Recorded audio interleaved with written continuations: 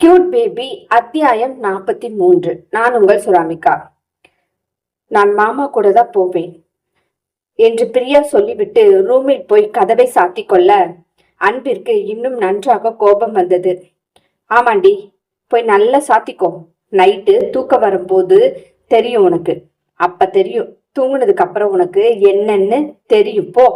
போய் நல்லா போய் தூங்கு, படுத்து தூங்கு என்று கோபத்தில் பக்கத்தில் இருக்கும் பூச்சாடியை போட்டு உடைத்தான். நான் இல்லைன்னா நீ வாழ்ந்துகிட மாட்ட. நான் இல்லாத வாழ்க்கை உனக்கு நரகத்துக்கு சமமாக இருக்கும். நீயே என்கிட்ட ஓடி வந்து என்னை இறுக்கமா கட்டிப்பிடிச்சு நான் உன் கூட வாழணும், உன் கூட மட்டும்தான் இருப்பேன்னு அழுவ. அப்ப நான் சந்தோஷமா பார்த்து ரசிப்பேன். இப்போ என் கூட வந்துரு, இல்லைன்னா இனி வரப்போற நரகத்துக்கு நீ தயாராயிரு. இதுக்கப்புறம் நீ என்னை கூப்பிட்டாலும் அதுக்கப்புறம் நான் உன்கிட்ட வரமாட்டேன் என்று சொன்னவன் 10 நிமிஷம் உட்கார்ந்தான். அவளிடம் இருந்து எந்த எதிர்வினையும் இல்லாததால் எழுந்து தன் வீட்டிற்கு போக கிளம்ப திரும்பி பார்த்து, நான் பாட்டுக்கு சும்மா இருந்தேன் கார்த்தி. என்னை இழுத்து விட்டு கழுத்துல தாலி கட்ட வச்ச. எனக்கு இப்போ பிரியா இல்லைன்னா வாழ்க்கை இல்லாத மாதிரி ஆயிடுச்சு. ஆனா அது காதல் இல்ல, தாலியோட மயக்கம், அம்மா மயக்கம்னு நீ சொல்ற. பாத்துக்கிறேன்டா. நீயும் அவளோட வாழ்க்கைக்காக என்கிட்ட கெஞ்சுவ. என்னோட காதல் எவ்வளவு உண்மைன்னு நீ புரிஞ்சுக்குவ என்று சொல்லி கொண்டு வெளியில் போனவன் மறுபடியும் திரும்பி வந்து, இன்னைக்கு அது சாப்பிடாம உள்ள போயிட்டு இருக்கு, படுத்திருக்கு. முதல்ல அதை கூப்பிட்டு சாப்பிடவை. ஏன்னா நாளைக்கு நான் கொடுக்க போற கொடைச்சல்ல தாங்கிக்கிற சக்தி வேணும் உங்களுக்கு. போ என்று சொல்லிக்கொண்டு அவன் வெளியே போனான். கார்த்திக்கு இங்கு நடப்பதை நம்பவே முடியவில்லை. தன் நண்பனை பற்றி அவனுக்கு நன்றாக தெரியும். அவன் கண்ணில் இருக்கும் காதல் உண்மை என்று உணர்த்தியது. ஆனால் சுபி என்று வரும்பொழுது அவன் தன் முடிவை மாற்றிக்கொள்ள மாட்டான். சுபி கிட்டதான் போவான் என்றும் அவன் நினைத்தான். அதனால் அவன் வாழ்க்கைக்கு பிரியா இடையில் இருக்கக்கூடாது என்று என்ன நடந்தாலும் இது உண்மையான காதலா இருந்தால் அவர்களாகவே சேர்வார்கள் என்று நினைத்து கொண்டு பிரியா ரூமிற்கு கஞ்சி எடுத்து சென்றான். மறுநாள் காலையில் கார்த்தி எழுந்து பார்க்கும் பொழுது அன்பின் வீடு பூட்டி இருந்தது. அவன் யோசிச்சு கொண்டே நிற்க பிரியா அருகில் வந்து, மாமா, அவர் வீடு பூட்டி இருக்கு. அம்மாவை உள்ளே பூட்டிட்டு போயிட்டாரோ என்னமோ. நான் தான் வீட்டுல இருக்கேன், அம்மாவை பார்த்துக்குவேன். ப்ளீஸ் போன் பண்ணி என்னன்னு கேளுங்க. பிரியா, அடுத்தவங்க விஷயத்துல இனி நீ தலையிடாத. உன்னோட வேலை என்னவோ அதை மட்டும் பாரு. அவங்க அம்மாவை எங்க வேணாலும் கூட்டிட்டு போகட்டும். நீ உன்னோட வேலையை மட்டும் பார்த்தால் போதும் என்று சொல்லிவிட்டு அவனும் கிளம்பி ஆபீஸுக்கு சென்றான். அன்பு அங்க லேப்டாப்பில் வேலை பார்த்து கொண்டிருக்க அவன் போய் அருகில் நின்று, என்னடா, இதோட நம்மளோட நட்பு முடிச்சுக்கிடலான்னு நினைக்கிறியாடா என்றான் கார்த்தி. ஏன், உனக்கு முறிச்சுக்கணும்னு ஆசையா இருக்கா என்று அன்பு கோபமாக கேட்க, அப்புறம் எதுக்குடா அம்மாவை இங்க கூட்டிட்டு வந்திருக்க? ஏன், வீட்டில் விட்டுட்டு வந்தா பிரியா பார்க்க மாட்டாளா? பிரியா யாரு? எங்க அம்மாவை பார்க்க. அவளுக்கும் எனக்கும் என்ன சம்பந்தம்? அதுதான் உன் வீட்டுல கூட்டிட்டு போய் வச்சிருக்க. அவளும் உன் கூட ஹச்டாக் மாதிரி பின்னாடியே வந்துட்டால. அப்புறம் என்ன? எனக்கும் அவளுக்கும் எந்த சம்பந்தமும் இல்ல. நீ எங்க அம்மாவை பார்க்கணும்னு சொல்லு, உன்னோட வீட்டுல விட்டுட்டு வரேன். அதுக்கும் இதுக்கும் ஒரு சம்பந்தமும் இல்லடா அன்பு. அவங்க உடம்பு சரியில்லாதவங்க. அவங்கள நீ பாட்டுக்கு கூட்டிட்டு வந்தீங்கன்னா அவங்களுக்கு அது கஷ்டமா இருக்கும். சுதந்திரமா விட்டா கூட பரவாயில்ல. இங்க வந்து ஒரு ரூம்ல அடைச்சு போட்டு இருக்க. அந்த ரூம்ல அடைஞ்சு கிடக்கும் போது அவங்களுக்கு எப்படி இருக்கும் யோசிச்சு பாத்தியா? எனக்கு அம்மாவா வந்தா இப்படித்தான் அனுபவிச்சு ஆகணும். அவங்கள நான் பார்த்து கொள்கிறேன். இன்னைக்கு பிரியா செய்வா, நாளைக்கு பிரியா இல்லைன்னா நான் என்ன பண்ண முடியும்? என்னோட சுமையை நானே சுமைக்கிறேன். என்னமோ பண்ணி தொலை என்று சொல்லிக்கொண்டு போய் அம்மாவையும் பார்த்து அவர்களுடன் 2 வார்த்தை பேசிக்கொண்டு தன் வேலைகளை முடித்தான் கார்த்திக். 2 நாட்களுக்குள் இதை முடித்து கொடுக்க வேண்டும்.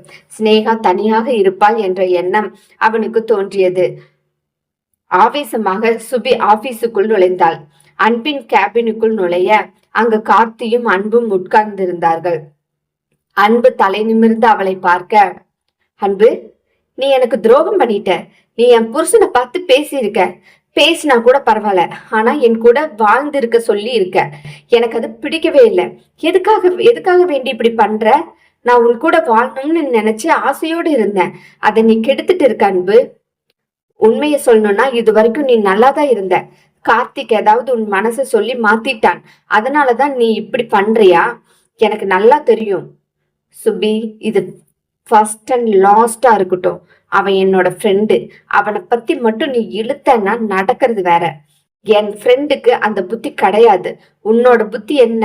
கடன் கொடுத்தியா? நீ என்ன நினைச்ச? உன் கூட எப்படி வாழ முடியும்? நான் வேண்டான்னு சொல்லிட்டு போனப்ப என்னோட காதல் உன் மேல இருந்ததுதான், உண்மைதான். ஆனா உன் கூட சேர்ந்து வாழ்ற ஐடியா எனக்கு கிடையாது. நீ நல்லா வாழ்ந்தா போதும் எனக்கு. நான் உன்னை மறந்துட்டேன் அன்பு. உண்மைதான். எங்க அம்மா அவன் கழுத்துல தாலி வாங்கிக்கிட்டா நான் நல்லா இருப்பேன்னு சொன்னாங்க. நல்லா இருக்கணும்னு நான் சம்மதிச்சேன். எங்க அம்மா பேச்சுல மயங்கி போய் நான் பணத்தோட மோகத்துல இவனை கல்யாணம் பண்ணிக்கிட்டேன். ஆனா அவங்க கிட்ட இருந்து அன்பு வரல. வந்தது எல்லாமே எனக்கு கஷ்டம்தான். என்னை புரிஞ்சுக்கோ. என்னை எப்பொழுதுமே சந்தேகப்பட்டு இருக்கான். நான் யார்கிட்ட போன் பேசினாலும் அவங்க கிட்டதான் பேசுறியான்னு உன்னை வச்சு சம்மதப்படுத்தி பேசுவான். அந்த குழந்தையை, வயிற்றில் இருக்கும் குழந்தையை பார்த்து இது என்னோட குழந்தை இல்ல, அவனோட குழந்தைன்னு கூட சொன்னான். நான் சுத்தமா அவனை வெறுக்கிறேன். சரி சுபி, இவ்வளவு சொன்ன அவர்கிட்ட உன்னை நிரூபிக்க நீ என்ன பண்ணுன? மறுபடியும் தண்ணி அடிக்கிறது, ஆடம்பர வாழ்க்கை தான் நீ வாழ்ந்த. அவர்கிட்ட பேசி நீ அவரை மனசு மாற்ற கூட முயற்சி செய்யலையே. அவரோட சந்தோஷத்துக்கு நீ இடம் கொடுக்கவே இல்லையே. அப்படி இருக்கும்போது நீ யார்கிட்ட போனாலும் இதே கதிதான் உனக்கு. அவர் சொன்ன ஒரு வார்த்தைக்காக நீ பேக்கை தூக்கிட்டு வந்துட்ட. உன்னை நிரூபிக்கணும்னு உனக்கு தோணலையா? நீ நல்லபடியா இருந்தா அவர் ஏன் அப்படி சொல்ல போறாரு? நீ யோசிச்சியா? அவர் இன்னும் உன்னை நேசிக்கிறார். நல்ல அன்பை இழந்துடாத. உன்னோட நல்லதுக்கு தான் சொல்றேன். நீ அவர் கூட இருந்தா நல்லா இருப்ப.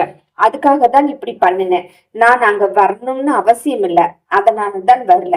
முடியாது, நான் அவன் கூட இருக்க மாட்டேன். அவனை விட்டுட்டு வெளியே போக சொல்லு, நான் தனியா இருந்துக்கிறேன். சரி, அப்படின்னா நீயும் வீட்டை விட்டு வெளியே போயிரு. நான் பார்த்து கொடுத்த வீடு, நான் தான் வாடகை கொடுத்துட்டு இருக்கேன்.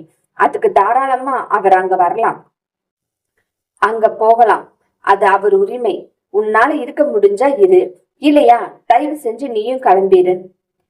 எல்லாம் அந்த வேலைக்காரி போட்ட மாயம். அந்த வேலைக்காரி மேல உனக்கு மோகம் பிடிச்சு திரியிற. அப்படி என்னடா என்னை விட அந்த வேலைக்காரி மேல உனக்கு மோகம்? எப்படி உன்னை மயக்குனா? இடுப்பை காட்டி காட்டி மயக்கிட்டாளா? ஏய் நிறுத்தடி. இதுக்கு மேல ஏதாவது பேசின உன்னை கொன்னுடுவேன். என்னோட பொண்டாட்டி பத்தி பேசுறதுக்கு உனக்கு எந்த உரிமையும் இல்லை என்று அடிக்க போக அதற்குள் கார்த்தி வந்து தடுத்து விட்டான். அன்பு கார்த்தி தடுத்ததில் கொஞ்சம் சமாதானமாகி, இங்க பாரு, நான் டென்ஷன் ஆகல, கோபப்படல, அமைதியா அன்பா சொல்றேன். உனக்கு அவர் தான் ஏத்தவர். என்னை என்ன வேணாலும் சொல்லிக்கோ, நான் கேட்டுக்குவேன். சேம் டைம் என் பொண்டாட்டி பத்தியும் நீ பேசக்கூடாது. என் பொண்டாட்டிய தப்பா பேசுனா உன்னை கொலை பண்ண கூட நான் தயங்க மாட்டேன். உன் மேல அன்பு இருக்கு, நிறைய அன்பு தான். ஆனா காதல் எல்லாம் கிடையாது. நான் என் பொண்டாட்டிய தான் அதிகமா லவ் பண்றேன். நீ அவளை தப்பா பேசுறது எனக்கு பிடிக்கல. பிரியா என்னோட உயிர், என்னோட உரிமை. என் கண்ணு முன்னாடி அவளை வேலைக்காரின்னு சொன்னா நடக்கிறது வேறையா இருக்கும்.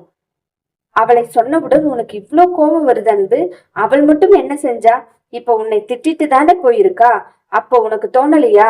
நானும் உன்னை விட்டுட்டு போயிருக்கேன், அவளும் உன்னை விட்டுட்டு தான் போயிருக்கா. உங்க அம்மாவை பார்த்துக்க முடியலன்னா இருக்கும் அவளுக்கும் என்று சுபி சொன்னாள். நன்றி, வணக்கம். இந்த கதை டெய்லி உங்களுக்கு அப்லோட் ஆகணும்னா சப்ஸ்கிரைப் பண்ணிடுங்க, பெல் ஐக்கானை தட்டிக்கோங்க. டெய்லி மாலை 6 மணிக்கு அப்லோட் ஆயிரும். லைக் பண்ணுங்க, ஷேர் பண்ணுங்க, கமெண்ட் செக்ஷன்ல கமெண்ட் போடுங்க. கமெண்ட் போட்டீங்கன்னா தான் எங்களுக்கு அடுத்தடுத்த கதை எழுதுறதுக்கு இன்ட்ரெஸ்டா இருக்கும். அட்லீஸ்ட் உங்களால கமெண்ட் போட முடியலன்னா ஒரு ஹார்ட்டாவது கொடுத்துட்டு போங்க. நன்றி.